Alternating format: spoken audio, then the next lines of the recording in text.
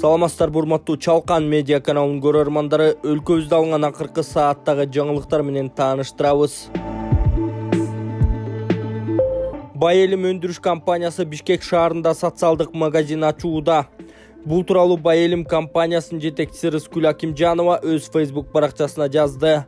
Кыргыз Республикасынын экономика министрлиги, Бишкек шаарынын мэриясы, антимонополия көзөмөлдөө кызматы, Бишкектин 4 райондук акимчиликтери жана Бай Элим компаниясы менен биргеликте социалдык дүкөндүн алгачкыларынын ачылышы эртең болот.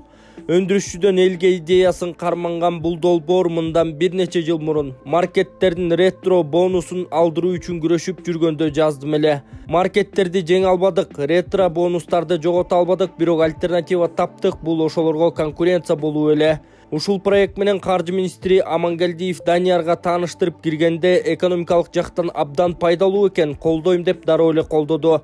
Андан кийин антимонополия кызматынын жетекчилери, мэрия, акимчиликтер баары колдоп жатышат. Азыр министрлер кабинетинин орун басары Бакыт Төрөбаев абдан чоң жардам берип колдоп жатат. Бул социалдык проекти жайылтууда эң чоң тоскоолдуктар бул жергиликтүү бийликтерден жерди каттоо процедуралары абдан татаалдаштырылган. Биз бир дүкөндү 4-5 жерге койдук. Ошол жерге жашаган жашоочулар койдурбай койгондо окуялар болду. Бирок башкысы старт бар. Бул дүкөндөр чоң проекттин алгачкысы эле. Алдыда бул проектини көбөйтүп, өлкөбүздүн ар бир регионуна жеткиликтүү кылабыз. Бул дүкөнгө коюлган ар бир товардын баасы өз наркында болуусун антимонополиялык кызмат көзөмөлдөп турат. Эч бир өндүрүүчү кымбат сата албайт, баалары сырткы таблодо жазылып турат. Бизге жардамына аябай биз менен кошо иштешкен ар бир мамлекеттик тармактарга жана кызматчыларга ыраазычылыгымды билдирем деп жазган ишкер Рыскүл Акимжанова. Камчыбек Ташиев тик учак менен Баткен, Жалал Абад, Талас облустарына учуп кетти. УКМК төрагасы Камчыбек Ташиев тик учак менен Баткен, Жалал Абад, Талас облустарына учуп кетти. Бул тууралуу УКМКдан билдиришти. Улуттук коопсуздук кызматынын башчысы бардык күч түзүмдөрүнүн кышкы мезгилге даярдыгын текшерип, чек ара коопсуздугун камсыздоо маселесин талкуулап, көзөмөлдөп келмекчи. Балбак Төлөбаев түтүн боюнча Бишкек бизди акырындан өлтүрүп жатат. Бишкек бизди акырындан өлтүрүп жатат. Жөнөкөй адамдан баштап президент, министр, депутаттарга чейин акырында өлтүрүп жатат.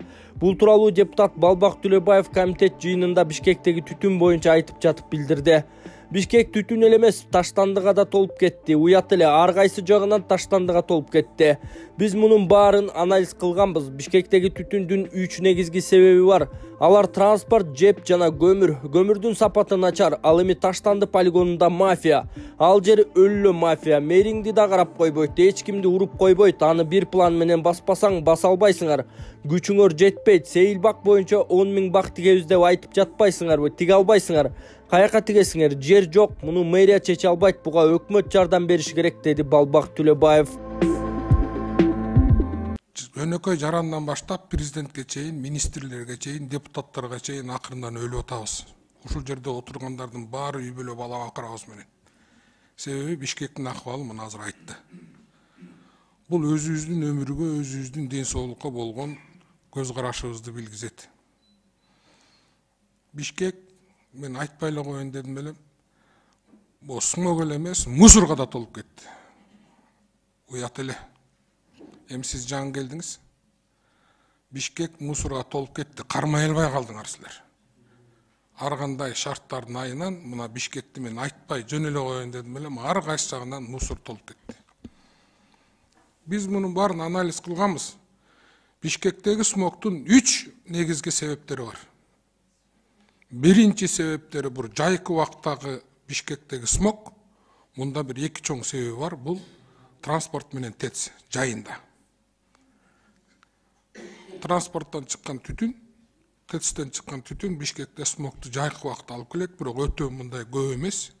Бирок все равно баягы смог бар да. Экинчиси кышкы убактагы смог. Кышкы убактагы смогду ошол эле транспорт калат, көбөйөт, жайында ар кайсыга кетебиз. Экинчиси ТЭЦтен чыккан түтүн, ал айтып атпайбы, бийик, ал учуп жок. Ал багыттан өзгөрткөндө Бишкектин үстү менен өтөт.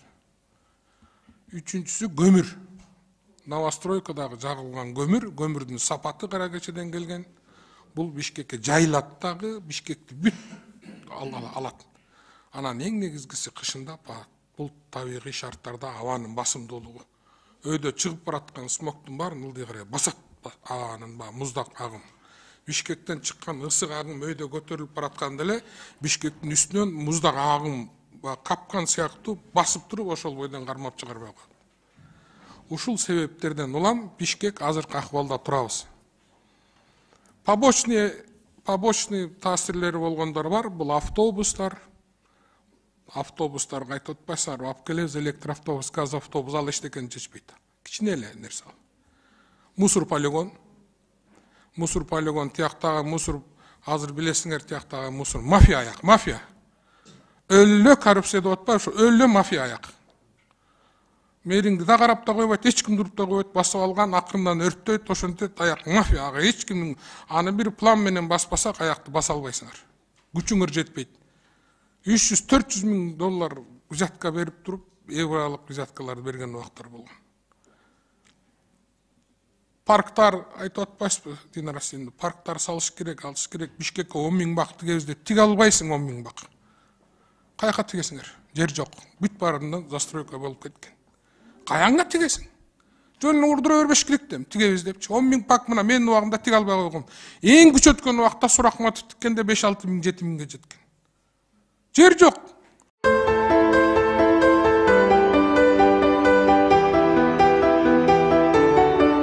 Үй бүлөм менен ушул Ислам каржы кооперативини быйыл май айында телевизордон көрүп, офис Ошто бар экен, ошко барып толук маалымат алдык. Шарттары өтө жакшы экен, өтө жеңил, ыңгайлуу экен. Үй программасына жазылдык, 15%-ын төлөп, 6 айлык мөөнөткө турдук эле. Мана Алла Таала буйруп, бүгүн ушул үйлүү болуп отурабыз, үйдүн эгеси болуп отурабыз. Эми бул кооперативдин эң жеңил, эң жөнөкөй жолдору бар экен. Ушул жөнөкөй жеңил жолдору менен ар кандай иштерди кылса болот экен. Бир эле үй эмес, автоунаа алса болот экен, баягыдай бир бизнес. Эң негизинен өзүңө баягыдай каалаган жакшылыкты башка бирөөгө кааламайын, сен толук мусулман болбойсуң дейт. Ошого мен дагы өзүмө окшош бир туугандарыма, жаштарга, жалпысынан ушул квартирада жүргөн адамдарга ушул нерсени айтып кетмекчимин. Ушундай кооперативге жазылып, үй ала турган болсоңуздар, үйлүү боло турган болсоңуздар, баягы башка квартирага төлөгөн акчаңыздарды өзүңүздөрдүн квартираңыздарга төлөп, эң негизгисинен эч кандай пайызсыз, ашыкча төлөмсүз төлөп берсеңиздер болот экен. 25 жылга чейин бөлүп төлөсө дагы болот экен.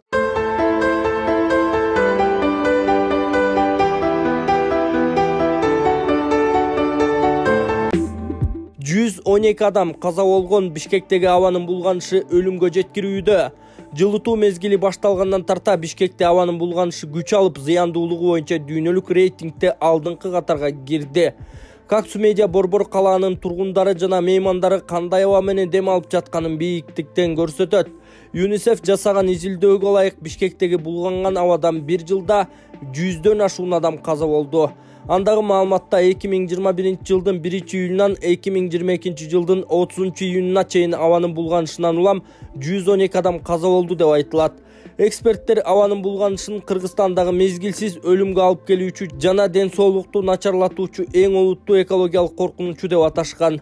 Бишкектеги абанын булганышынын негизги себептеринин бири үйдү жылытууда пайдаланылган күкүрттүү көмүр саналат. Бул буунун өнүктүрүү программасы жана айлана чөйрө боюнча программасы тарабынан даярдалган баяндамада айтылат. Белгилегендей, өлкөдө үйлөрдүн 70% көмүр менен жылытылат. Кыргызстан ыш көйгөйүн чечүү үчүн Бириккен Улуттар Уюмунан 6 миллиард доллар грант сурады. Түтүн маселесин чечүү үчүн долбоор иштеп чыгып 6 миллиард 700 миллион доллар грант алуу үчүн Бириккен Улуттар Уюмуна кайрылдык. Бул тууралуу жаратылыш ресурстары, экология жана техникалык көзөмөл министри Динара Кутманова Жогорку Кеңештин агрардык саясат, суу ресурстары, экология жана регионалдык өнүктүрүү боюнча комитеттин 12 декабрдагы жыйынында билдирди. Биз 6 миллиард доллар грант алууга арыз бердик. Долбоорлордун пакетине макулдук берилди. 2023 жылдын 1-кварталынан тарта долбоорду баштайбыз.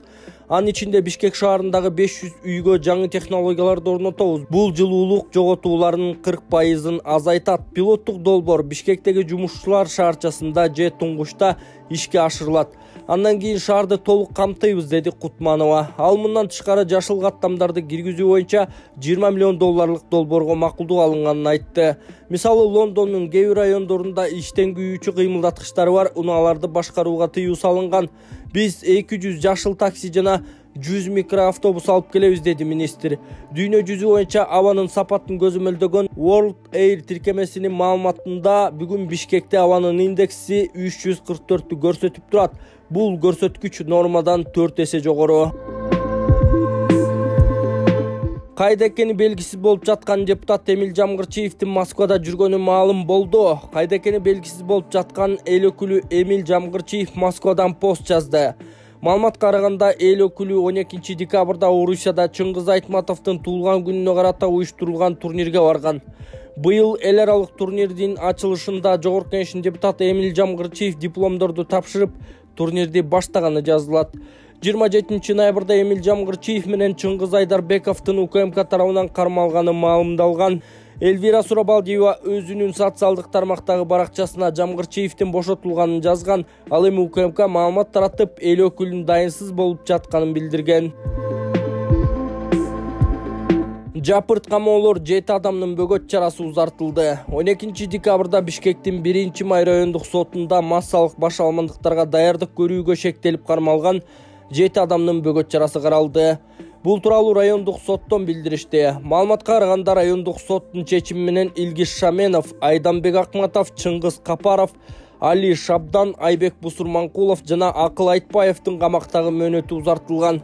Алар номер 1 тергөө абагында 20 февралга чейин камакта болот. Ошондой эле ачкачылык кармап, ден соолугуна байланыштуу камактан чыгарылган Нурлан Асанбековдун үй камактагы мөөнөтү 20 февралга чейин узартылган. Эскерте кетсек, 22 октябрда Кемпирабад суу сактагычынын коргоо комитети түзүлгөн. Анын курамына активисттер, саясатчылар жана депутаттар кирген. 23 октябрда массалык тинтүү иштери башталат. 20дан ашык адам кармалып, алар 48 саатка камалган. 24 октябрда Бишкек шаарында Кемпирабад суу сактагычынын астындагы жердин Өзбекстанга берилишине жана активист саясатчылардын камалышына каршы жөө жүрүш өткөн. 25 октябрда 1-Май райондук соту тарабынан алар 2 айга камакка алынган. Активист жана саясатчылардын камалышы боюнча ийим түшүндүрмө берип, кылмыш жаза кодексинин 36-278 беренеси массалык баш алмандыктарды уюштурууга даярдануу менен козголгон кылмыш боюнча тергөө амалдары жүргүзүлүп жатканын билдирген.